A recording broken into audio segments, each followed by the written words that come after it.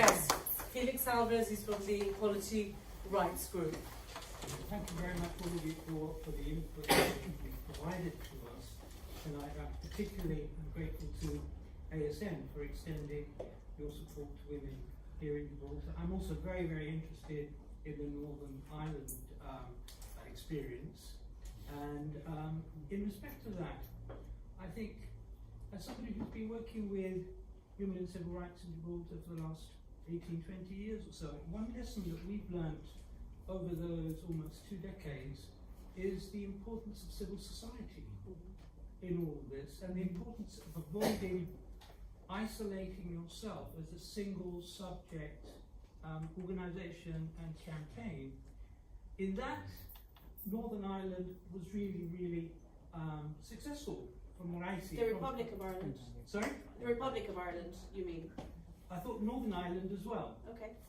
In what I've read about, I know that there's a long way to go there yet, Yeah. but in terms of the actual connections that have been made, I see that there's been, and you can please correct me if I'm totally wrong on this, that there's been some success in getting civil society in general to connect with each other. I'm just wondering from your own experiences, as well as a BPAS, whether for you, making those connections in civil society, and I'm being very categorical here, I'm not including politicians and political parties here. That's a different category, and I think that comes in at a different stage. But empowering civil society and making those connections, have you found that useful? Have you made use of that? What are the lessons that we can draw from in Gibraltar? Because I think one of the negative things that we've experienced is that there was a kind of a mushrooming of separate entities trying to do stuff about avoiding the abortion situation we had and trying to press for change, but everybody was working on their own. And I think that's a negative, and I think it's something we really ought to learn from and avoid in the future. And I'd really like to draw from whatever experiences you've had in this respect. So we in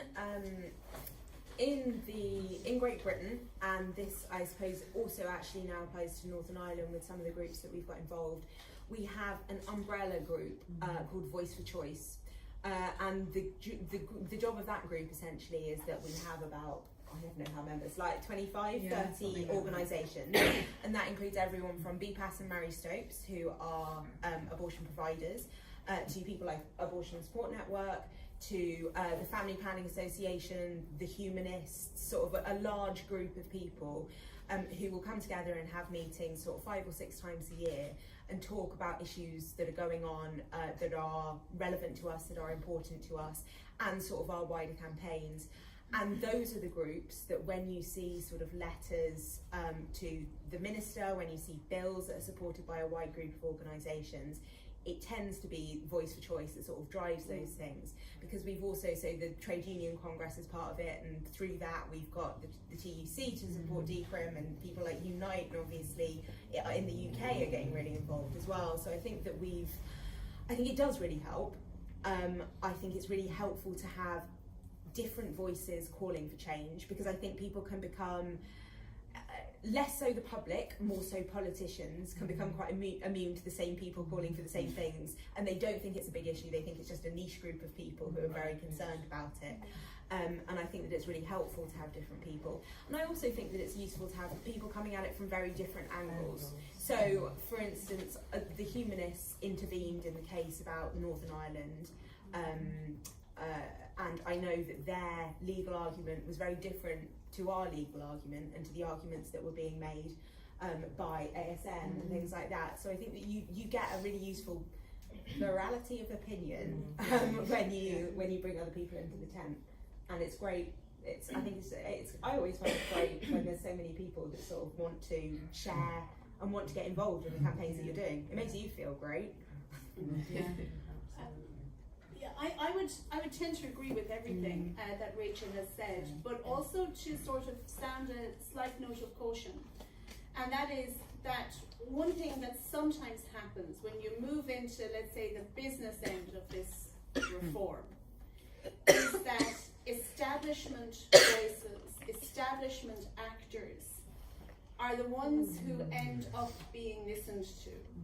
When the reality is, unless Gibraltar is different to everybody else in the world, the people who start the change, drive the change, and make the sacrifices for the change are women and girls and the people who love them, who are out on the streets with the flyers, in the plazas, organising things up all night, getting the t-shirts made, batting away the violence and the misogyny online and all the rest of it. And inevitably, in the end, they are the ones who disappear in the formal telling of this.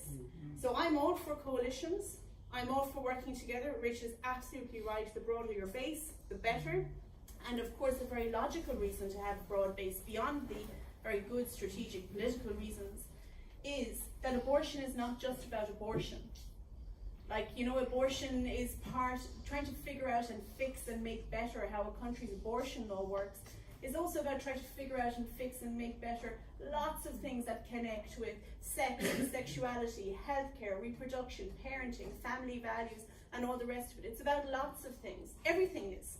You know, it's about socioeconomic rights. It's about does the state actually give people enough to live on if they have children. It's about all those things.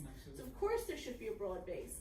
But within that base, you know, feminism and feminist activism is messy, and that is why it works. So if you try to lose the unruly, messy, sometimes angry and sometimes emotional bits of it, you lose the passion that makes it work. And that's, I don't know how you achieve that. We failed in that in Ireland. You know, I'll put my hands up. But there has to be a way to do it. I'm sure you can be the first. The Argentinians are pretty good at it.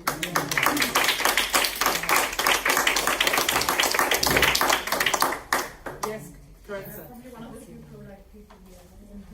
Oh, you're very welcome. Thank you for coming along tonight. I just wanted to say that for a start, at least from my point of view, from the people I've spoken to the pro-life movement, we agree with the no shame. We don't agree with the abortion provision, but I think it's right to say that people shouldn't be shamed to voice their experiences and talk about them, because I think that's, as a community, we need to be able to discuss things and look at issues so that we can make things better for the future, not for others. That is one of the points I wanted to make, and I'm glad that this lady, sorry if I made it. Fiona. I was just a bit worried because the whole discussion seemed to be centered around the abortion issue, which I think, obviously is central, but I mean, if we call ourselves pro-choice, then we need to be looking at other choices and look at the reasons why women seek abortions and what the problems are. Because I think that very often, if we tackle those, women might make different choices. Do you know what I mean? And I don't think just, I know that I don't agree with abortion, and you do, and that's fine if you want to argue for that, that's fine. But I think we need to be looking at tackling other issues and giving women options so that they don't need to resort to an abortion. And I hope that as a pro-choice group or groups, that we'll be looking into that as well, because I think it's important. And very often, if there are not other options or provisions, socioeconomic provisions, then really what is not much of a choice in it. I think we're entirely of one mind on that, of course. So, but I think now, especially with the elections coming, is the opportunity for us to work together to make sure that these policies are put in place to support families and women and families to be able to make a choice rather than just have to resort to abortion because there's not other things in place. I think the family is important. I think we all agree with it, and I feel bad because I know that there's probably quite a few people who've had abortions here. I would never judge somebody, honestly, and but I think that maybe if it had different support networks or were in a different situation, they wouldn't have made the decision. And I think it's important to be making provisions for other people in the future, and it's something that we can work together, even though we don't agree with the approach in this. So I'm interested to know what other things we could do to make sure that there's other socioeconomic facilities or provisions, not just from government. I think we need to work together as a community to support each other and provide things. That's my view. I think in large part I would agree with you, and thank you very much for your contribution, which and I very much respect the position that you come from. It might surprise you to hear that, like a lot of people who are pro-choice, I am in fact not pro-abortion.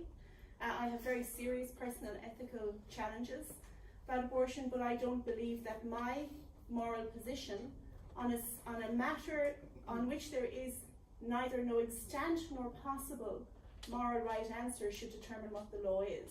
I think you'd find, maybe surprisingly to you, a lot of people who are pro-choice are anti-abortion per se, but don't believe that that should determine the content of the law.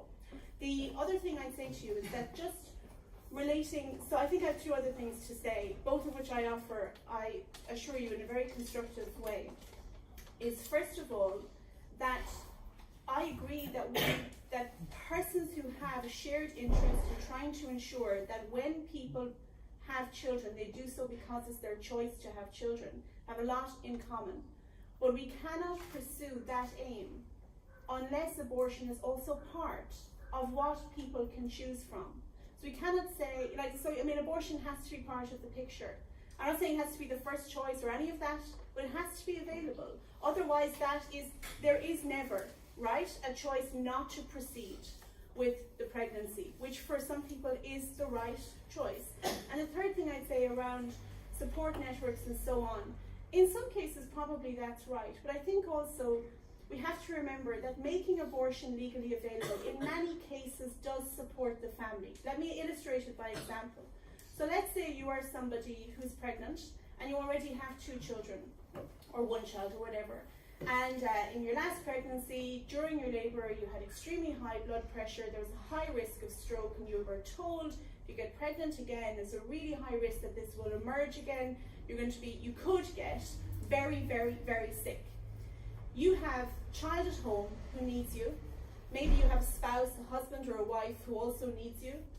And the way to support, that the law supports the family in that situation, is by supporting the family, the woman, ideally in conjunction with her partner, to be the person who decides how much risk am I willing to take, because my baby alive right now needs me, needs his mother. He needs me to be able to see and so on. Does sterilization be indicated in that sense? Not necessarily. There may not necessarily. Also, we can't force. We can't say the answer is sterilization. So I don't think that's an answer. But again, maybe we should. Maybe we should say to a woman in that situation. So this didn't happen in Ireland before. It may happen here. I really don't know. If you're in that situation, would say, would you like tubal ligation? Would you like to eliminate the risk in that way? Yeah. Like maybe that should also be. This is all part of creating a situation where we have control over our reproductive lives. We're not saying abortion should be the only option, but we're saying that unless abortion is legally available, then we don't have a full suite of options. Do you know what I mean? So I just think it's complicated, and life is hard. My neck and my back is sorry. I haven't come here to argue. No, and I'm not arguing but with you. I'm trying to, understand that. But the law is there to in some circumstances and very often is there to restrict certain choices for the protection of society as a whole. Sure. We will have to agree with that, no? So my question is, at what point do you think that personal choice should be restricted? What's the limit? I think that is a question in which there's not a right answer. So I think a polity has to decide for itself on what it thinks the right limits are. So for example, in Ireland, we have no provision for abortion in cases of non-fatal fetal anomalies, unlike in England and Wales, because culturally, it's just not on. So the policy could put in place something. Generally, what's the limit of personal choice? Because there's limits to personal choice. There's no simple answer. We could go through 800 years of liberal philosophy to figure that out. There's no simple answer. Isn't it what we discuss as a polity, what we empower our politicians to do, and the decisions that we expect them to take? Then, that's how we set those limits through law. When we set them through law. That's the question here. Indeed. What limits do you limit? But I've made very clear what I think the abortion law should be.